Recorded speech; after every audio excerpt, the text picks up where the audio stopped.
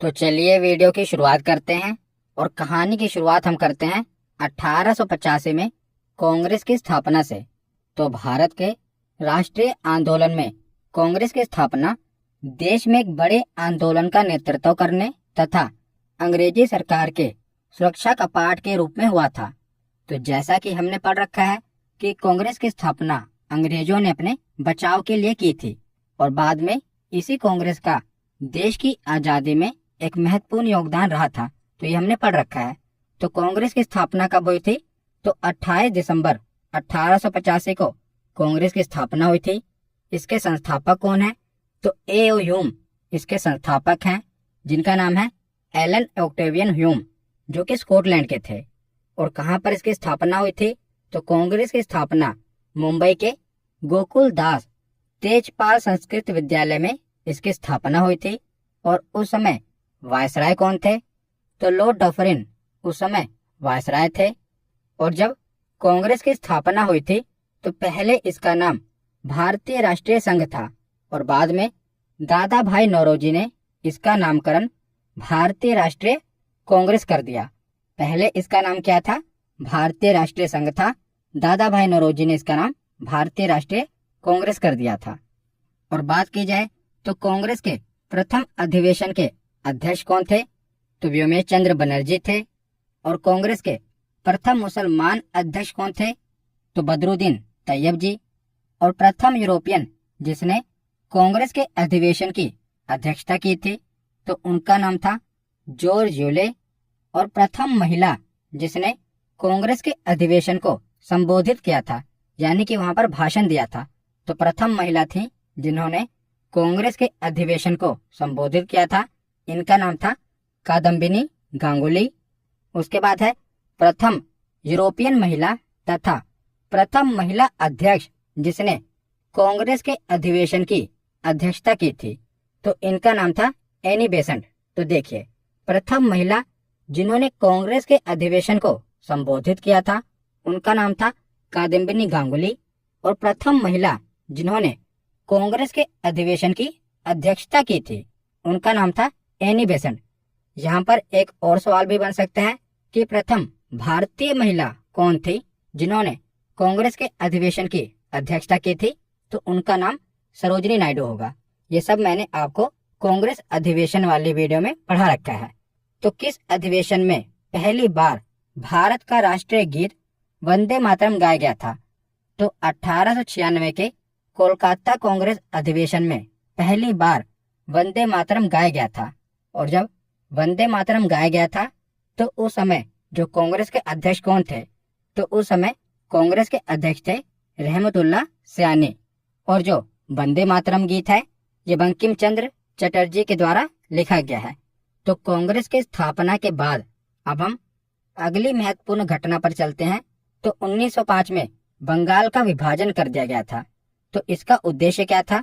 तो अंग्रेजों का उद्देश्य था कि हिंदुओं और मुस्लिमों की एकता को तोड़ा जाए।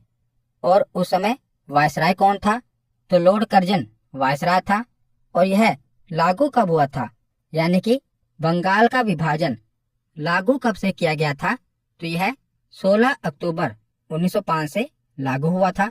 पहले आप देख रहे हैं तो पहले बंगाल बहुत बड़ा होता था। इसमें बंगाल, बिहार, उड़ीसा, असम और जो बांग्लादेश बन गया, पूरा मिलाकर ये बंगाल होता था। परंतु 1905 में बंगाल का विभाजन कर दिया गया। एक बन गया पश्चिमी बंगाल और एक बन गया पूर्वी बंगाल। तो पूर्वी बंगाल में कौन सा क्षेत्र आया? आप ये देख रहे हैं ना, ये पूर्वी बंगाल में इतना क्षेत्र बांट दिया गया जिसमें पूर्व का बंगाल और असम वाला क्षेत्र, इसे पूर्वी बंगाल कह दिया गया। और इस क्षेत्र में मुस्लिम आबादी ज्यादा थी और जो पश्चिमी बंगाल था इसमें हिंदू आबादी ज्यादा थी। तो पश्चिमी बंगाल में कौन कौन सा क्षेत्र था? तो बंगाल, बिहार और उड़ीसा, ये पश्चिम बंगाल में आता था। तो आप देख रहे हैं कि आबादी के हिसाब से जहाँ पर हिंदू आबादी ज्यादा थी उसे पश्चिम बंगाल बना दिया गया और जहाँ पर मुस्लिम आबादी ज्यादा थी उसे पूर्वी बंगाल बना दिया गया। तो हिंदू और मुस्लिम की एकता को तोड़ने के लिए बंगाल का विभाजन किया गया था। परंतु लॉर्ड कर्जन ने यह तर्क दिया था कि जो बंगाल का क्षेत्र है यह बहुत बड़ा है और प्रशासकीय सुधार के लिए इसे बांटा गया, परंतु उसका मकसद कुछ और था। हिंदू और मुस्लिम एकता को तोड़ना ही उसका मकसद था। तो इसीलिए 1905 में बंगाल का विभाजन होता है। तो देखिए, 3 दिसंबर 1903 को विभाजन का प्रस्ताव अंग्रेजी संसद में रखा गया था, बंगाल विभाजन का प्रस्ताव। उसके बाद 19 जुलाई 1905 को जनता के सामने ये प्रस्ताव रखा जाता है कि बंगाल का विभाजन किया जाएगा। उसके बाद अगले ही दिन 20 जुलाई 1905 को समाचार पत्रों में भी यह खबर प्रकाशित कर दी जाती है कि अब बंगाल को 2 टुकड़ों में बांट दिया जाएगा। तो 7 अगस्त 1905 से इसका विरोध होना आरंभ हो जाता है और 16 अक्टूबर 1905 को बंगाल का विभाजन कर दिया जाता है। आप देख रहे हैं, बंगाल का विभाजन 2 टुकड़ों में कर दिया गया। एक को बना दिया गया पूर्वी बंगाल और दूसरे को बना दिया गया पश्चिमी बंगाल। तो 16 अक्टूबर 1905 से विभाजन लागू होता है और विभाजन के फलस्वरूप बंगाल एवं संपूर्ण देश में रोष एवं विरोध की लहर फैल गई और 16 अक्टूबर 1905 को शोक दिवस के रूप में मनाया गया। जिस दिन बंगाल का विभाजन किया गया उस दिन को शोक दिवस के रूप में मनाया गया और रविंद्रनाथ टैगोर के आह्वान पर 16 अक्टूबर 1905 को रक्षाबंधन दिवस के रूप में मनाया गया। तो हिंदू और मुस्लिम एकता को बनाए रखने के लिए 16 अक्टूबर 1905 को रक्षाबंधन दिवस मनाया गया और बंगाल विभाजन के अवसर पर ही रविंद्रनाथ टैगोर ने अपना प्रसिद्ध गीत अमार सोनार बांग्ला लिखा था और यह गीत जो इन्होंने लिखा था ना, यही आगे चलकर बांग्लादेश का राष्ट्रगान बन जाता है। अमार सोनार बांग्ला रविंद्रनाथ टैगोर जी के द्वारा लिखा गया था और यह बंगाल विभाजन के समय लिखा गया था। आगे चलकर बांग्लादेश ने इसे अपने राष्ट्रगान के रूप में अपना लिया। तो रविंद्रनाथ टैगोर इकलौते ऐसे व्यक्ति हैं जिन्होंने 2 देशों का नेशनल एंथम लिखा है, एक तो भारत का और दूसरा बांग्लादेश का। तो 1905 के बाद आगे हम चलते हैं 1906 में। तो 1906 में मुस्लिम लीग का गठन होता है। तो बंगाल विभाजन की घोषणा के पश्चात मुसलमानों का एक शिष्टमंडल जिसमें 36 लोग शामिल थे, आगा खां के नेतृत्व में 1 अक्टूबर 1906 को शिमला में वायसराय लॉर्ड मिंटो से जाकर मिलते हैं और इस शिष्टमंडल ने केंद्रीय, प्रांतीय व स्थानीय निकायों में मुसलमानों के लिए एक अलग पृथक निर्वाचक मंडल की मांग की थी। तो आगा खां के नेतृत्व में एक शिष्टमंडल वायसराय लॉर्ड मिंटो के पास जाता है और अपने लिए एक अलग निर्वाचक मंडल की मांग करते हैं। तो पृथक निर्वाचक मंडल क्या होता है, ये पिछले ही वीडियो में गोलमेज सम्मेलन वाले वीडियो में मैंने आपको बताया था। तो ढाका के नवाब सलीमुल्लाह खां के नेतृत्व में 30 दिसंबर 1906 को ढाका में आयोजित एक बैठक में मुस्लिम लीग की स्थापना की घोषणा की गई। तो याद रखेगा, इसकी स्थापना कब की गई थी? तो 1906 में मुस्लिम लीग की स्थापना की गई थी। तो इसकी स्थापना 1906 में आगा खां, ढाका के नवाब सलीमुल्लाह और नवाब मोहसिन उल मुल्क के नेतृत्व में की गई थी। तो याद रखिएगा, कई बार एग्जामिनर ने ये क्वेश्चन पूछा है और ऑप्शन में मोहम्मद अली जिन्ना जरूर लिखता है। तो याद रखिएगा, मुस्लिम लीग की स्थापना मोहम्मद अली जिन्ना ने नहीं की थी। मोहम्मद अली जिन्ना 1913 में मुस्लिम लीग में शामिल हुए थे। तो देखिए, तो आपसे प्रश्न कैसे पूछा जाएगा कि बताइए निम्नलिखित में से किसने मुस्लिम लीग की स्थापना नहीं की थी? तो 4 ऑप्शन होंगे, आगा खां, सलीमुल्लाह, मोहसिन उल मुल्क और मोहम्मद अली जिन्ना। तो आपको लगेगा कि मोहम्मद अली जिन्ना तो होगा ही, क्योंकि इसने तो स्थापना की ही होगी, पर नहीं, मोहम्मद अली जिन्ना ने मुस्लिम लीग की स्थापना नहीं की थी। ये 1913 में आगे चलकर मुस्लिम लीग में शामिल हो गए थे। तो 1906 के बाद आगे चलते हैं 1907 में। तो 1907 में क्या होता है कि कांग्रेस का विभाजन हो जाता है। तो 1907 में सूरत में कांग्रेस का अधिवेशन हो रहा होता है, जिसकी अध्यक्षता रास बिहारी घोष ने की थी। तो इस समय कांग्रेस का विभाजन हो जाता है। कांग्रेस नरम दल और गरम दल 2 टुकड़ों में बढ़ जाती है, जो कि हमने डिटेल में पढ़ रखा है, गरम दल के बारे में और नरम दल के बारे में। कुछ महत्वपूर्ण नेता थे जैसे कि दादा भाई नौरोजी, फिरोज शाह मेहता, बदरुद्दीन तैयब, गोपाल कृष्ण गोखले। ये कुछ महत्वपूर्ण नेता थे पर आपको नरमपंथी नेता याद नहीं रखने, आपको गरम दल के नेता याद रखने हैं, क्योंकि गरम दल के नेता याद रखने आसान है, बाकी जो बच गए वो नरम दल के नेता हैं। तो गरम दल के नेता कौन कौन थे? बाल गंगाधर तिलक, लाला लाजपत राय, विपिन चंद्र पाल और अरविंद घोष। तो इन चारों का नाम आपको पता होना चाहिए कि ये गरम दल के नेता थे। और पहले तीनों को तो लाल, बाल और पाल कहा जाता था। लाल से लाला लाजपत राय, बाल से बाल गंगाधर तिलक और पाल से विपिन चंद्र पाल। तो इन तीनों को लाल, बाल और पाल कहा जाता था। तो ये थे गरम दल के नेता। और चौथे नेता थे अरविंद घोष। तो इन चारों के बारे में आपको पता होना चाहिए कि ये गरम दल के नेता थे और बाकी नरम दल के नेता थे। तो 1907 में क्या होता है? कांग्रेस का विभाजन गरम दल और नरम दल में हो जाता है। तो 1907 के बाद अगली इतिहास की महत्वपूर्ण घटना देखते हैं, 1908। तो 1908 में क्या होता है कि खुदीराम बोस को फांसी दे दी जाती है। तो शहीद खुदीराम बोस भारत में अंग्रेजी शासन का विरोध करने वाले सबसे युवा क्रांतिकारी स्वतंत्रता सेनानी थे। इनका जन्म 3 दिसंबर 1889 को पश्चिम बंगाल के मिदानपुर जिले में हुआ था। तो आखिर इन्हें फांसी क्यों दी गई थी? तो मुजफ्फरपुर के जज D.H. किंग्सफोर्ड को मारने की साजिश के आरोप में खुदीराम बोस को मुजफ्फरपुर जेल भेजा गया था, और जिसे मुजफ्फरपुर षड्यंत्र के रूप में भी जाना जाता है। तो 11 अगस्त 1908 को 18 साल की उम्र में इन्हें फांसी पर लटका दिया गया, और जिसने इन्हें भारतीय स्वतंत्रता आंदोलन का सबसे कम उम्र का शहीद बना दिया था। तो ये भारतीय स्वतंत्रता आंदोलन के सबसे कम उम्र के शहीद थे। कौन? खुदीराम बोस। तो इन्हें 1908 में फांसी दे दी गई थी। उसके बाद अगली महत्वपूर्ण घटना है 1911। तो 1911 में क्या होता है? बंगाल का विभाजन रद्द हो जाता है। हमने पढ़ा था कि 1905 में बंगाल का विभाजन किया जाता है ना।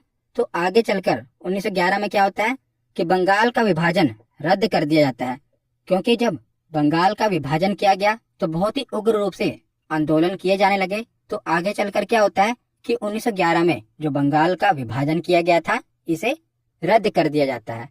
उसके बाद अगली महत्वपूर्ण घटना है 1913 में। तो 1913 में गदर पार्टी की स्थापना होती है। तो गदर पार्टी भारत में अंग्रेजी शासन को समाप्त करने के लिए भारतीयों के द्वारा आयोजित एक अंतरराष्ट्रीय राजनीतिक आंदोलन था।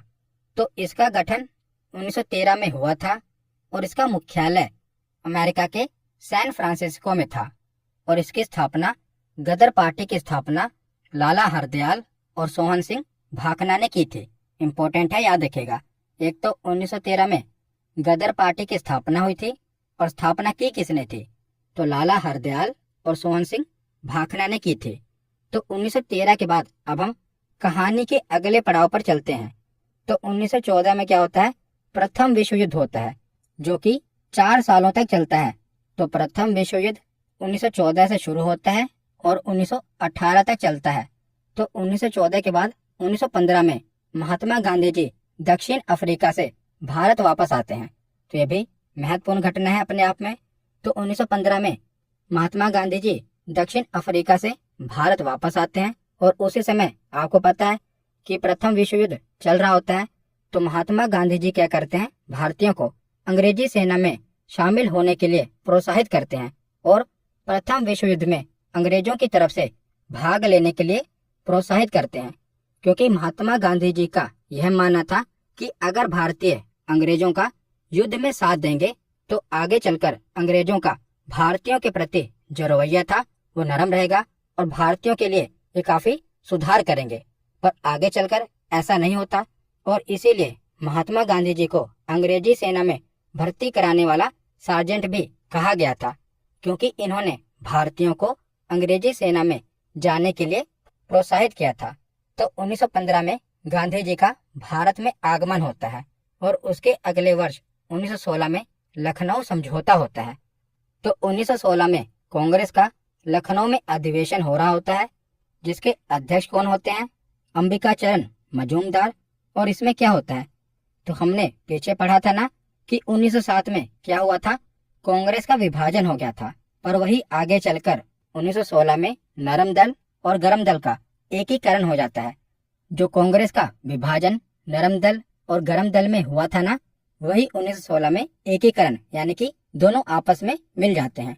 और इसी के साथ साथ कांग्रेस और मुस्लिम लीग का भी आपस में समझौता हो जाता है और 1916 में ही होम रूल लीग की स्थापना होती है। तो होम रूल लीग क्या था? तो यह प्रथम विश्व युद्ध के समय प्रथम भारतीय प्रतिक्रिया थी, जो कि आयरिश होम रूल लीग से प्रेरित थी।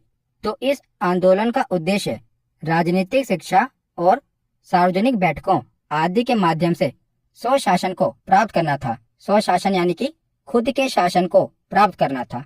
तो देखिए, भारत में होम रूल लीग की स्थापना दो लोगों ने की थी। बात करें मद्रास में, तो मद्रास में होम रूल लीग की स्थापना एनी बेसेंट ने की थी और पुणे में होम रूल लीग की स्थापना बाल गंगाधर तिलक जी ने की थी। तो याद रखिएगा, मद्रास में होम रूल लीग की स्थापना किसने की थी? एनी बेसेंट ने। और पुणे में होम रूल लीग की स्थापना किसने की थी? तो बाल गंगाधर तिलक ने। तो 1916 में होम रूल लीग की स्थापना होती है और उसके बाद 1917 से जो गांधी जी भारत में आए थे ना, अब वो एक्शन मोड में आ जाते हैं, यानी कि वो भारत में अपना पहला आंदोलन करते हैं 1917 में। तो यह चंपारण आंदोलन था। तो 1917 में चंपारण, जो कि बिहार में है, तो बिहार के एक स्थानीय नेता जिनका नाम था राजकुमार शुक्ल, वे गांधी जी से मिलने आए और उन्हें चंपारण की स्थिति के बारे में बताया और उन्होंने गांधी जी को चंपारण की 3 कठिया प्रणाली के बारे में जानकारी दी और गांधी जी को चंपारण चलने के लिए कहा। तो ये 3 कठिया प्रणाली क्या थी? तो 19वीं शताब्दी के प्रारंभ में अंग्रेज बगान मालिकों ने किसान से यह करार कर लिया था कि वे अपनी भूमि के 3/20वें हिस्से पर नील की खेती अवश्य करेंगे और इसी 3/20वें हिस्से पर नील की खेती को 3 कठिया प्रणाली कहा गया। तो अंग्रेजी बगान मालिकों ने भारतीयों को अपने खेतों के 3/20वें हिस्से पर नील की खेती करने के लिए जबरदस्ती की। तो इसी 3/20वें हिस्से पर नील की खेती को 3 कठिया प्रणाली कहा जाता है। तो इसमें क्या हुआ? तो महात्मा गांधी जी ने चंपारण में आंदोलन कर दिया। तो हमने गांधी युग वाली वीडियो में इसके बारे में डिटेल में पढ़ रखा है। यहाँ पर मैं आपको सभी घटनाओं के बारे में संक्षिप्त रूप से बता रहा हूँ। तो 1917 में चंपारण में आंदोलन होता है नील की खेती के विरोध में। तो इस सत्याग्रह के बाद रविंद्रनाथ टैगोर द्वारा गांधी जी को महात्मा की उपाधि दी गई थी और उसके बाद से ही इन्हें महात्मा गांधी के नाम से बुलाया जाने लगा। तो इसी आंदोलन के बाद रविंद्रनाथ टैगोर ने गांधी जी को महात्मा की उपाधि दी थी। तो याद रखिएगा, गांधी जी को महात्मा की उपाधि किसने दी थी? तो रविंद्रनाथ टैगोर ने दी थी। तो 1917 में चंपारण आंदोलन होता है और उसके बाद अगले ही वर्ष 1918 में अहमदाबाद मिल मजदूर आंदोलन होता है। तो चंपारण सत्याग्रह के बाद 1918 में गांधी जी अहमदाबाद के कपड़ा मिल मजदूरों से मिले और उनकी समस्या को समझा। तो यहाँ का मामला क्या था? तो यहाँ का विवाद प्लेग बोनस को लेकर था। जब प्लेग की समाप्ति हुई तो मिल मालिकों ने बोनस को समाप्त करना चाहा, जिसको लेकर मजदूरों ने इसका विरोध किया था और गांधी जी ने भी मजदूरों को हड़ताल पर जाने के लिए कहा था और गांधी जी ने भी मजदूरों के साथ मिलकर आंदोलन किया था। तो यहाँ पर भी गांधी जी की विजय होती है। पिछले आंदोलन में भी, चंपारण आंदोलन में भी गांधी जी की जीत हुई और इस आंदोलन में भी गांधी जी की जीत होती है। उसके बाद खेड़ा आंदोलन होता है, तो ये भी 1918 में ही होता है। तो इसके बाद 1918 में गांधी जी खेड़ा, गुजरात में हो रहे किसानों के साथ अत्याचार के विरुद्ध आवाज उठाते हैं और खेड़ा आंदोलन करते हैं। तो यहाँ पर किसानों की फसलें नष्ट हो जाने के बाद भी उनसे करों की वसूली की जा रही थी। तो इसी के खिलाफ गांधी जी आंदोलन करते हैं। तो गांधी जी ने किसानों को लगान न देने के लिए कहा और इस मामले की जांच के बाद यह निष्कर्ष निकाला गया कि जो लगान है इसे माफ कर देना चाहिए। तो गांधी जी के दक्षिण अफ्रीका में किए गए उनके कार्यों के लेकर वे भारत में भी काफी चर्चित थे और इन आंदोलनों में भी सफलता पाते हुए वो भारत में बड़े नेता के रूप में देखे जाने लगे थे। तो जैसा कि हमने देखा कि गांधी जी 1915 में भारत वापस आए थे और उसके बाद उन्होंने 3 आंदोलन किए। 1917 में चंपारण आंदोलन, 18 में अहमदाबाद मिल मजदूर आंदोलन और 18 में ही खेड़ा आंदोलन। और तीनों आंदोलनों में वो सफल रहे, जिसके बाद वो भारत में बड़े नेता के रूप में देखे जाने लगे। तो अब हम कहानी को आगे बढ़ाते हैं। तो 1918 के बाद 1919 में चलते हैं। तो 1919 में रोलेट एक्ट आता है। तो रोलेट एक्ट क्या है? तो 1914 से लेकर 1918 तक विश्व युद्ध चला और भारतीयों को लग रहा था कि अगर हम अंग्रेजों का साथ देंगे, जो कि उन्होंने दिया, तो प्रथम विश्व युद्ध के बाद अंग्रेज भारतीयों के लिए कुछ अच्छा लेकर आएंगे। पर अंग्रेज क्या लेकर आए? Rowlatt Act. तो जब 1918 में विश्व युद्ध समाप्त हो गया था, तो उसके बाद ही 1919 में अंग्रेजों के द्वारा रोलेट एक्ट भारत में लाया गया था। परंतु इस एक्ट में भारतीयों के लिए कोई अच्छी बात नहीं थी, जैसा गांधी जी और भारत के लोग सोच रहे थे। क्योंकि जैसे हमने ऊपर चर्चा की थी कि गांधी जी भारतीयों को विश्व युद्ध में अंग्रेजों की मदद के लिए अंग्रेजी सेना में भर्ती होने के लिए प्रोत्साहित कर रहे थे, ताकि विश्व युद्ध के बाद अंग्रेज भारत के लिए कुछ अच्छे कदम उठाएंगे। परंतु ऐसा कुछ नहीं होता।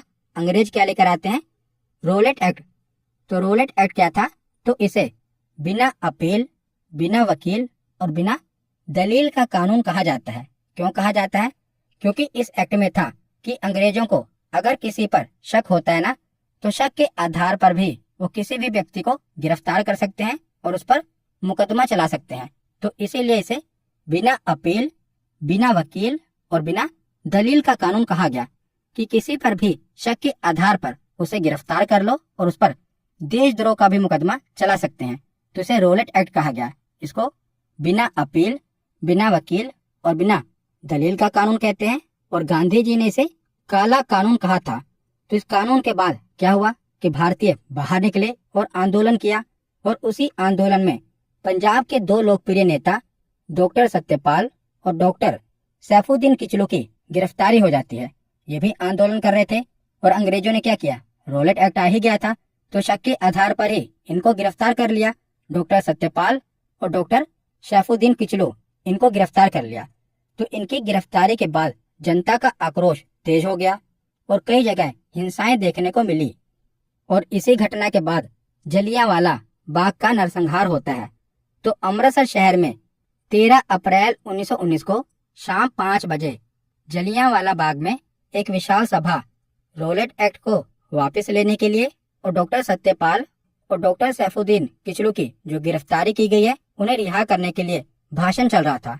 तभी क्या होता है कि एक सैन्य अधिकारी ब्रिगेडियर जनरल रोगिनाल्ड डायर ने फौज द्वारा भीड़ पर गोली चलाने का आदेश दे दिया। और इस घटनाकांड में लगभग 1500 लोग मारे गए। और वैसे सरकारी आंकड़ों की बात की जाए तो सरकारी आंकड़ों के अनुसार जो मारे गए लोगों की संख्या है वो केवल 379 है और घायलों की संख्या बताई गई है 1200। परंतु आपको पता ही है कि सरकारी आंकड़ों में हमेशा कम आंकड़े ही दिए जाते हैं। और वैसे इस घटना में लगभग 1500 लोग मारे गए थे। वो सभी निहत्थे थे और जनरल डायर के द्वारा उन पर गोली चलाने के आदेश दे दिए गए, जिनके बाद लगभग 1500 लोग मारे गए थे। और जलियांवाला बाग नरसंहार के समय भारत का वायसराय कौन था? तो लॉर्ड चेम्सफोर्ड ये उस समय भारत का वायसराय था। तो 1919 में जलियांवाला बाग नरसंहार होता है और इसी समय खिलाफत आंदोलन भी 1919 में ही शुरू होता है। तो उस समय क्या था? तो तुर्की के खलीफा को सारे विश्व के मुस्लिमों के द्वारा धार्मिक गुरु माना जाता था।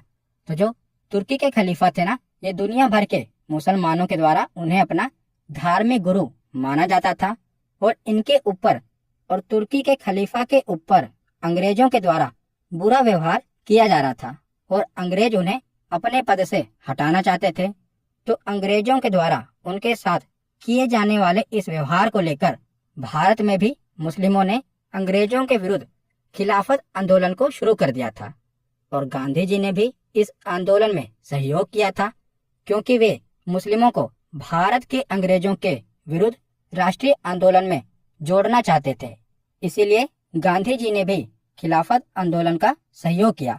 तो प्रारंभ में इस आंदोलन का नेतृत्व यानी कि खिलाफत आंदोलन का नेतृत्व अली बंधुओं के द्वारा, जिनका नाम था शौकत अली और मोहम्मद अली, इनके द्वारा यह आंदोलन शुरू किया गया था। परंतु आगे चलकर खिलाफत आंदोलन का नेतृत्व गांधी जी को दे दिया गया था। तो ये एग्जाम में पूछा गया है कि खिलाफत आंदोलन की शुरुआत किसके द्वारा की गई थी?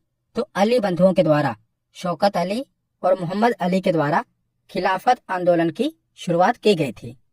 तो 1919 के बाद आगे हम चलते हैं 1920 में। तो अब क्या होता है? तो अंग्रेजों के खिलाफ असहयोग आंदोलन होता है, क्योंकि एक तो अंग्रेज रॉलेट एक्ट लेकर आए, उसके बाद क्या हुआ, जलियांवाला बाग नरसंहार हुआ, जिससे क्या हुआ कि भारतीय काफी आक्रोश में आ गए। तो भारतीयों ने अंग्रेजों के खिलाफ असहयोग आंदोलन कर दिया। तो इन सब घटनाओं को देखते हुए गांधी जी के द्वारा अगस्त 1920 में असहयोग आंदोलन की शुरुआत करी गई थी, और यह गांधी जी का भारत में प्रथम सबसे बड़े आंदोलन में से एक था। और यह आंदोलन अहिंसक होना था, जिसमें भारतीयों को अपने खिताबों का त्याग, सरकारी शिक्षण संस्थानों का त्याग, सरकारी सेवाओं का त्याग, विदेशी सामान और चुनाव का बहिष्कार करना था। क्योंकि इसका नाम क्या था? असहयोग आंदोलन। तो अंग्रेजों के द्वारा दी जा रही जितनी भी सुविधाएं थी, अंग्रेजों के कानून का, उनके सामान का, उनके शिक्षण संस्थानों का, यानी कि एक तरह से उनका असहयोग करना था। इसीलिए इसे असहयोग आंदोलन कहा गया। और इसमें गांधी जी ने भी अपनी केसरे हिंद की उपाधि त्याग दी थी। तो जब गांधी जी 1915 में दक्षिण अफ्रीका से भारत वापस आए थे ना, तो हमने पढ़ा था उन्होंने भारतीयों को प्रोत्साहित किया था कि वो अंग्रेजों का साथ दें, अंग्रेजी सेना में उनके साथ लड़ें। तो उस समय अंग्रेजों ने खुश होकर गांधी जी को केसरे हिंद की उपाधि दी थी, और वही केसरे हिंद की उपाधि गांधी जी असहयोग आंदोलन में त्याग देते हैं। तो असहयोग आंदोलन चल ही रहा होता है कि अगली एक महत्वपूर्ण घटना घट जाती है, जिसे कहते हैं चोरी चोरा कांड। तो 5 फरवरी 1922 को गोरखपुर जिले में चोरी चोरा में किसानों के एक जुलूस पर पुलिस वाले क्या करते हैं? गोलियां चला देते हैं। जिसके बाद क्या होता है कि भीड़ के द्वारा थाने को जला दिया जाता है, और इसमें 22 पुलिसकर्मी मारे जाते हैं। और इस घटना के बाद गांधी जी ने इस असहयोग आंदोलन को हिंसात्मक होते हुए देख इसको समाप्त करने का निर्णय लिया। हमने पढ़ा था कि जो असहयोग आंदोलन होना था ये अहिंसक होना था, पर यहाँ पर क्या होता है? हिंसा घट जाती है। जिसके बाद गांधी जी क्या कहते हैं कि इस असहयोग आंदोलन को समाप्त करना होगा। परंतु इस असहयोग आंदोलन को समाप्त करने के फैसले की आलोचना बहुत भारतीय नेताओं ने की थी, जैसे कि सुभाष चंद्र बोस के द्वारा इस फैसले को राष्ट्रीय संकट कहा गया था। इसके साथ कई नेता जैसे कि चित्तरंजन दास, लाला लाजपत राय, मोतीलाल नेहरू आदि ने भी इस असहयोग आंदोलन को समाप्त करने के इस फैसले की आलोचना की थी। परंतु गांधी जी अपने इस फैसले पर डटे रहे, और आगे चलकर इन सभी ने गांधी जी के इस फैसले को स्वीकार कर लिया था और असहयोग आंदोलन को समाप्त कर दिया। तो चोरी चोरा कांड के बाद असहयोग आंदोलन समाप्त हो जाता है। उसके बाद 1923 में स्वराज पार्टी की स्थापना होती है। तो इसके बाद कुछ नेता थे जो कि गांधी जी के विचारों से सहमत नहीं रहा करते थे, जैसे कि चित्तरंजन दास और मोतीलाल नेहरू, जो गांधी जी के विचारों के साथ सहमत नहीं रहा करते थे। तो इन्होंने एक नई पार्टी की स्थापना करने का निर्णय लिया था। तो इसी क्रम में चित्तरंजन दास और मोतीलाल नेहरू ने इलाहाबाद में मार्च 1923 में स्वराज पार्टी की स्थापना की थी। तो याद रखेगा 1923 में स्वराज पार्टी की स्थापना होती है, किसके द्वारा की जाती है? तो चित्तरंजन दास और मोतीलाल नेहरू के द्वारा 1923 में स्वराज पार्टी की स्थापना होती है। और उसके अगले ही वर्ष 1924 में बेलगांव में महात्मा गांधी जी के द्वारा कांग्रेस के अधिवेशन की अध्यक्षता की जाती है। तो इतना खास क्यों है? क्योंकि महात्मा गांधी जी के द्वारा केवल एक बार ही कांग्रेस के अधिवेशन की अध्यक्षता की गई थी, और ये बेलगांव में की गई थी। तो ये कांग्रेस का 40वां अधिवेशन था और एकमात्र अधिवेशन था जिसमें गांधी जी अध्यक्ष बने थे। उसके बाद अगली महत्वपूर्ण घटना है साइमन कमीशन का भारत में आना। तो साइमन कमीशन 3 फरवरी 1928 को विलायत से मुंबई पहुंचा था, और यहाँ इसका स्वागत देशव्यापी हड़ताल से हुआ था। और जब यह कमीशन दिल्ली पहुंचा था तो इसको काले झंडे दिखाए गए थे और साइमन कमीशन वापस जाओ के नारे के साथ इसका विरोध किया गया था।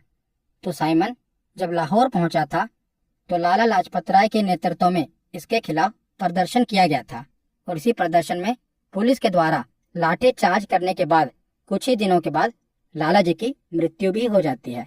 तो साइमन कमीशन कब भारत आया था? तो 1928 में भारत आया था और इसके बाद 1929 में लाहौर में कांग्रेस का अधिवेशन होता है जिसकी अध्यक्षता पंडित जवाहरलाल नेहरू जी करते हैं और इसी अधिवेशन में पूर्ण स्वराज की मांग की जाती है। तो कांग्रेस के किस अधिवेशन में पूर्ण स्वराज की मांग की गई थी? तो लाहौर अधिवेशन में की गई थी जिसकी अध्यक्षता पंडित जवाहरलाल नेहरू जी करते हैं। तो उसके बाद 1929 के बाद 1930 में गांधी जी के द्वारा दांडी मार्च किया जाता है। तो यह दांडी मार्च 12 मार्च 1930 को शुरू हुआ था और 6 अप्रैल 1930 तक चला था और यह दांडी मार्च गांधी जी द्वारा साबरमती आश्रम से लेकर दांडी गुजरात तक चलाया गया था और इसमें गांधी जी के साथ भारत के अलग अलग क्षेत्रों से कुल 78 सहयोगियों ने शुरुआत में भाग लिया था।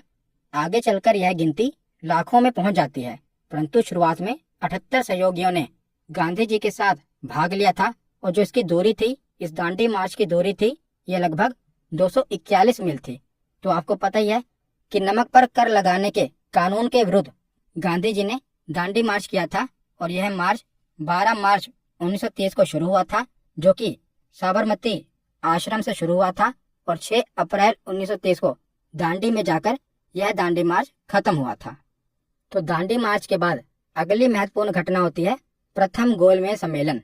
तो पिछले ही वीडियो में मैंने आपको तीनों गोलमेज सम्मेलन डिटेल में पढ़ा दिए। तो प्रथम गोलमेज सम्मेलन क्या है? तो जैसा कि आप देख रहे हैं कि भारत में आंदोलन चल रहे हैं तो अंग्रेजों को ये पता लग जाता है कि अगर भारत में ज्यादा देर तक शासन करना है तो भारतीयों का सहयोग मिलना जरूरी है, क्योंकि अगर भारत पर लंबे समय तक शासन करना है तो भारतीयों का सहयोग जरूरी है। भारतीयों को भी प्रशासन में जगह देनी पड़ेगी। तो इसीलिए प्रथम गोलमेज सम्मेलन का आयोजन किया जाता है लंदन में और लंदन में भारत के अलग अलग राजनीतिक दलों को बुलाया जाता है और कहा जाता है कि आप यहाँ पर आओ और अपनी समस्याएं हमें बताओ, हम आपकी समस्याओं का निपटारा करेंगे, हम आपका सहयोग करेंगे और आपको भी प्रशासन में हिस्सा देंगे। तो यह सम्मेलन जो प्रथम गोलमेज सम्मेलन हुआ था ये 12 नवंबर 1930 से लेकर 19 जनवरी 1931 ईस्वी तक चला था। तो 1930 में यह सम्मेलन हुआ था और प्रथम गोलमेज सम्मेलन सेंट जेम्स पैलेस लंदन में आयोजित हुआ था। तो प्रथम गोलमेज सम्मेलन के समय ब्रिटिश सम्राट कौन था? तो जॉर्ज पंचम। अंग्रेजी प्रधानमंत्री कौन थे? तो रैमजे मैकडोनाल्ड। और उस समय गवर्नर जनरल यानी कि वायसराय कौन थे? तो लॉर्ड इरविन। ये तीनों ही क्वेश्चन पूछे जाते हैं कि प्रथम गोलमेज सम्मेलन के समय किंग कौन थे? तो जॉर्ज पंचम थे। प्रधानमंत्री यानी कि ब्रिटिश प्रधानमंत्री कौन थे? तो तीनों ही गोलमेज सम्मेलन में ब्रिटिश प्रधानमंत्री थे रैमजे मैकडोनाल्ड। और उस समय वायसराय कौन थे? तो लॉर्ड इरविन। तो पहले गोलमेज सम्मेलन में 89 प्रतिनिधियों ने भाग लिया था और इसमें ब्रिटिश राजनीतिक दलों के 16 प्रतिनिधि शामिल थे और भारत की तरफ से 73 प्रतिनिधियों ने भाग लिया था, जिसमें से 16 देशी रियासतों से थे और बाकी 57 राजनीतिक नेता थे। तो कुल मिलाकर 89 प्रतिनिधियों ने पहले गोलमेज सम्मेलन में भाग लिया था, परंतु कांग्रेस की तरफ से कोई भी प्रतिनिधि इस सम्मेलन में उपस्थित नहीं हुआ था, क्योंकि इस समय सविनय अवज्ञा आंदोलन चल रहा था भारत में। तो भारत में एक तरफ तो अंग्रेजों के खिलाफ आंदोलन चल रहा है जिसका नेतृत्व कांग्रेस कर रही है, तो कांग्रेस एक तरफ तो अंग्रेजों के खिलाफ आंदोलन कर रही है। तो ऐसे में वो कैसे किसी भी सम्मेलन में जो कि अंग्रेजों के द्वारा रखा गया था उसमें भाग कैसे लें? तो इसीलिए कांग्रेस का कोई भी प्रतिनिधि इस गोलमेज सम्मेलन में उपस्थित नहीं हुआ था। तो प्रथम गोलमेज सम्मेलन के बाद होता है द्वितीय गोलमेज सम्मेलन। तो प्रथम गोलमेज सम्मेलन में कांग्रेस के द्वारा भाग नहीं लिया गया, जिसके बाद क्या होता है, गांधी जी और भारत के वायसराय इरविन के बीच में समझौता होता है। तो इरविन के द्वारा गांधी जी की कुछ मांगे मान ली जाती है और इरविन गांधी जी से कहता है कि हमारे भी कुछ शर्तें हैं कि आपको जो ये आंदोलन चल रहा है सविनय अवज्ञा आंदोलन, इसे समाप्त करना होगा और दूसरे गोलमेज सम्मेलन में भाग लेना होगा। तो गांधी जी और इरविन के बीच में समझौता हो जाता है, जिसके बाद क्या होता है, गांधी जी दूसरे गोलमेज सम्मेलन में भाग लेते हैं। तो दूसरा गोलमेज सम्मेलन 1931 को शुरू हुआ था और उसमें कांग्रेस ने भी भाग लिया था। तो कांग्रेस की तरफ से गांधी जी ने इस सम्मेलन में भाग लिया था और यह सम्मेलन लंदन में ही हुआ था। तो तीनों ही गोलमेज सम्मेलन लंदन में ही हुए थे। तो इस समय भी ब्रिटिश सम्राट कौन था? जॉर्ज पंचम। प्रधानमंत्री रैमजे मैकडोनाल्ड था, परंतु वायसराय बदल गया था। पहले गोलमेज सम्मेलन में वायसराय कौन था? तो पहले गोलमेज सम्मेलन में लॉर्ड इरविन वायसराय था, परंतु दूसरे गोलमेज सम्मेलन में लॉर्ड वेलिंगटन वायसराय बन गया था, याद रखिएगा। तो यहाँ हम देख लेते हैं। तो दूसरे गोलमेज सम्मेलन में जिन्होंने पहले गोलमेज सम्मेलन में भाग लिया था वो प्रतिनिधि तो आए ही थे, उसके अलावा कांग्रेस की तरफ से कौन आए थे? तो महात्मा गांधी जी। ये कांग्रेस के एकमात्र प्रतिनिधि थे जिन्होंने दूसरे गोलमेज सम्मेलन में हिस्सा लिया था। और महिलाओं की प्रतिनिधि कौन थी?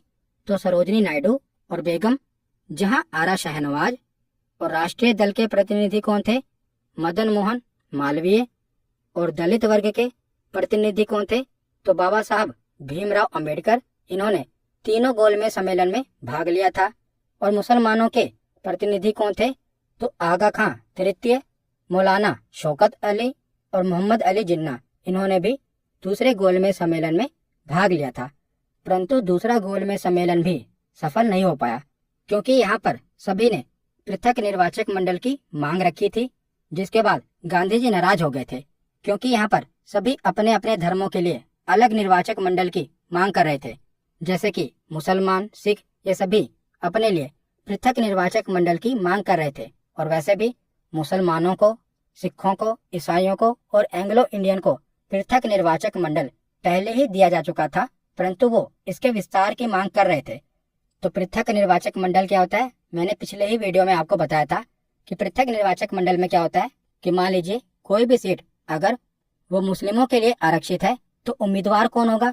तो मुस्लिम ही उम्मीदवार होगा, और जो उसे वोट देंगे ना वो भी मुस्लिम ही होंगे। तो इसीलिए इसे पृथक निर्वाचक मंडल कहा गया, जहाँ पर उम्मीदवार और मतदाता एक ही वर्ग के होंगे।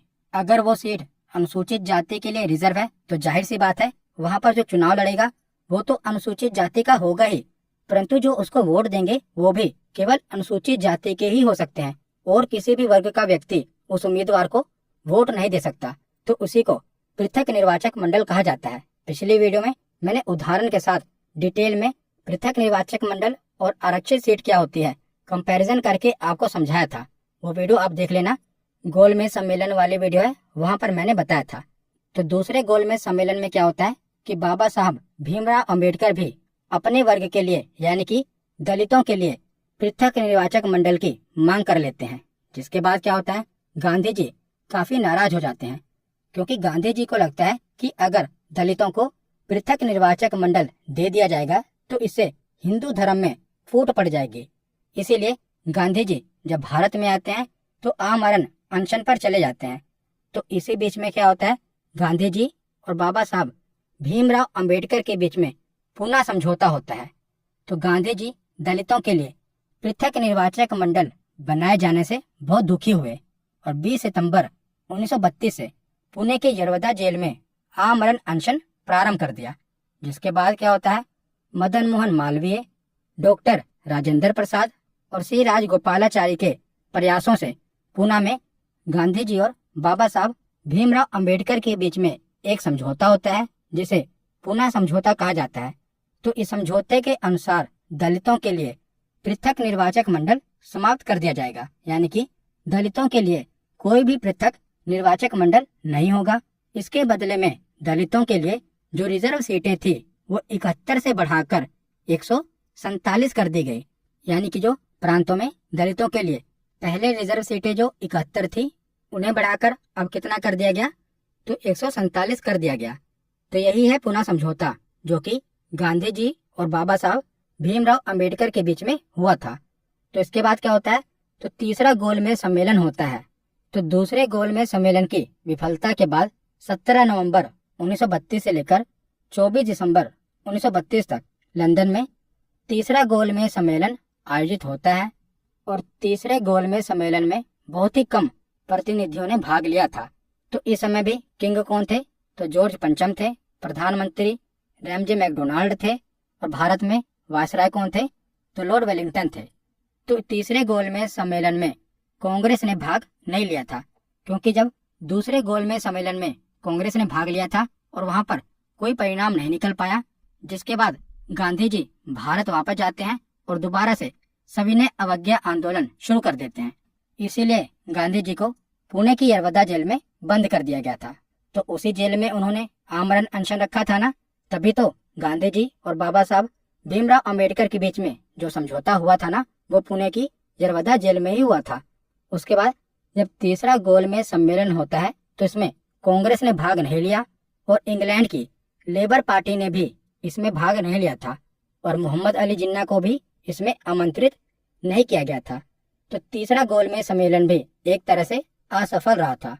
उसके बाद देखते हैं तो 1935 में भारत सरकार अधिनियम 1935 पारित किया जाता है और यह 1937 में लागू होता है। तो यह अधिनियम लॉर्ड लिनलिथिगो के नेतृत्व वाली संयुक्त चयन समिति की रिपोर्ट पर आधारित था।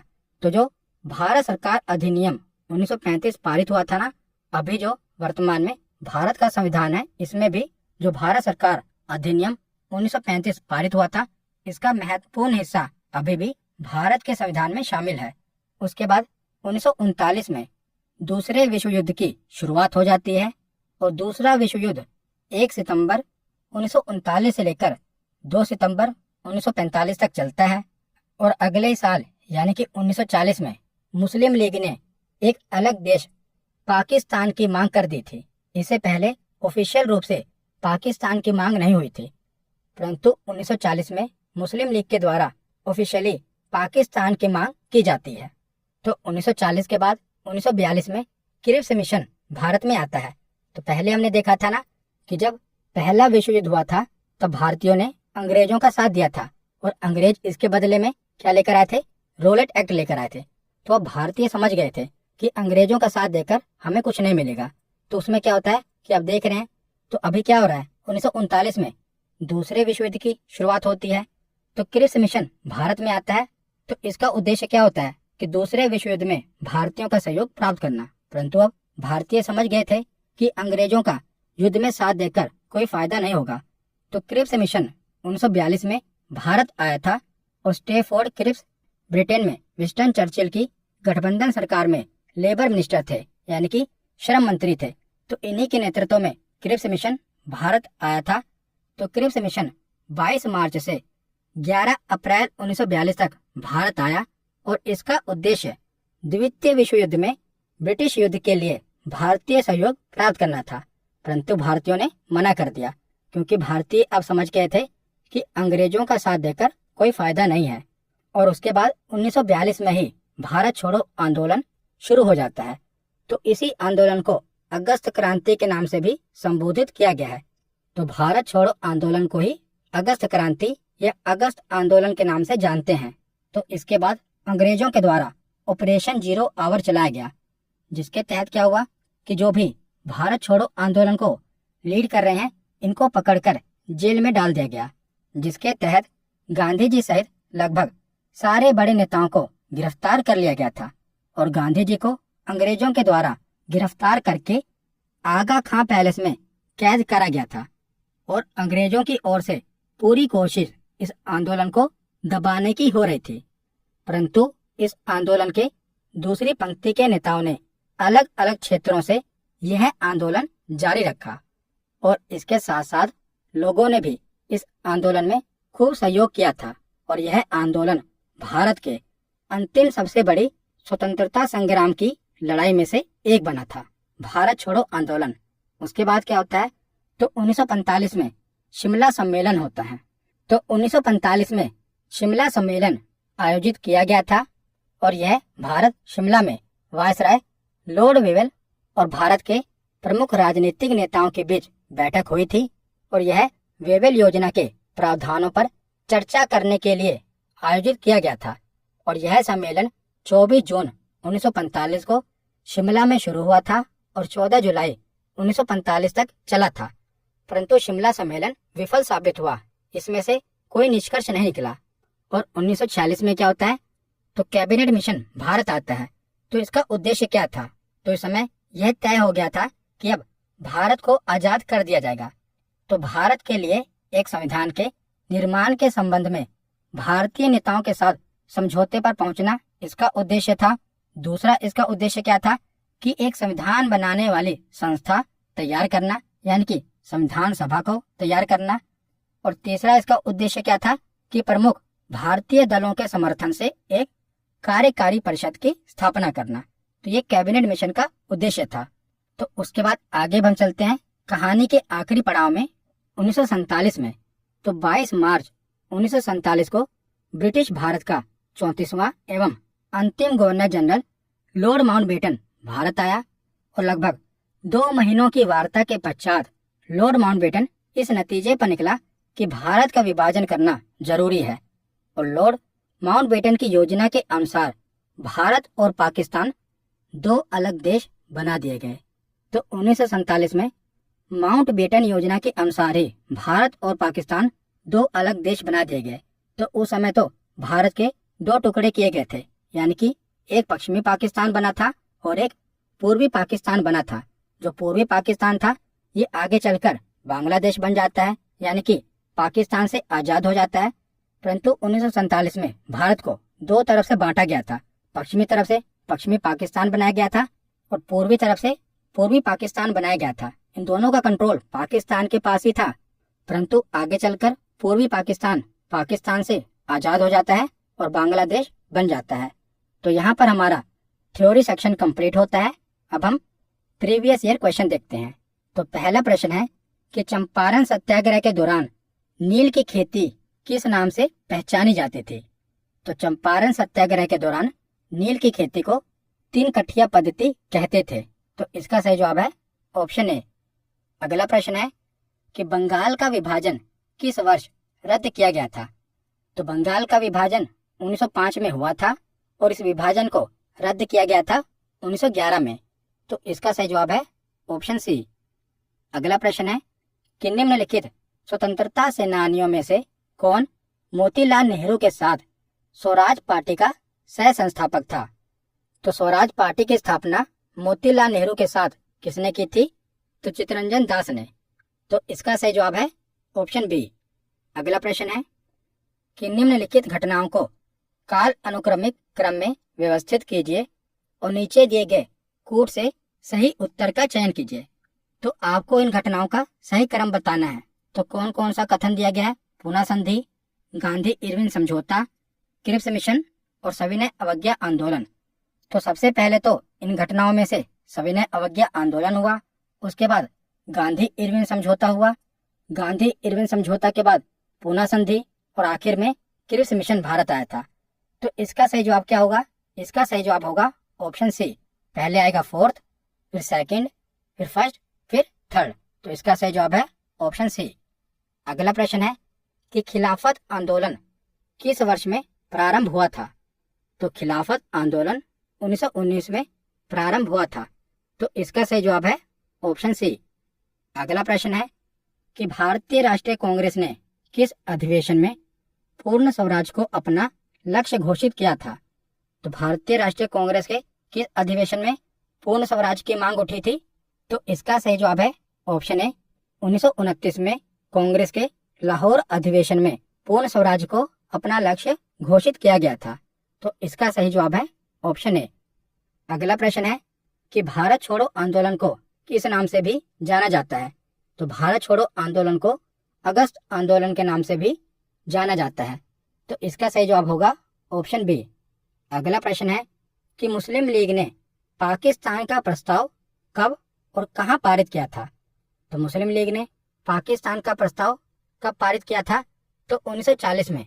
और कहां पर पारित किया था, तो लाहौर में। तो इसका सही जवाब है ऑप्शन सी। अगला प्रश्न है कि महात्मा गांधी दक्षिण अफ्रीका से भारत किस वर्ष लौटे थे। तो महात्मा गांधी 1915 में दक्षिण अफ्रीका से भारत लौटे थे। तो इसका सही जवाब है ऑप्शन ए। अगला प्रश्न है कि चौरी चौरा नामक प्रसिद्ध स्थल कहाँ पर है। तो चौरी चौरा नामक प्रसिद्ध स्थल गोरखपुर में है। तो इसका सही जवाब है ऑप्शन ए।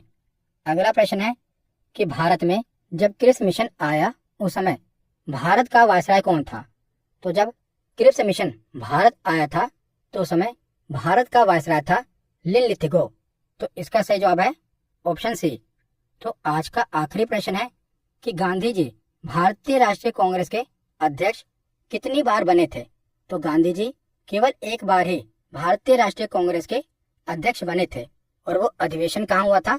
तो बेलगांव में वो अधिवेशन हुआ था और वो कांग्रेस का 40वां अधिवेशन था। तो इसका सही जवाब है ऑप्शन ए। गांधी जी केवल एक बार ही कांग्रेस के अध्यक्ष बने थे। तो आज की वीडियो यहीं पर खत्म होती है। कैसी लगी ये वीडियो कमेंट सेक्शन में जरूर बताना। धन्यवाद।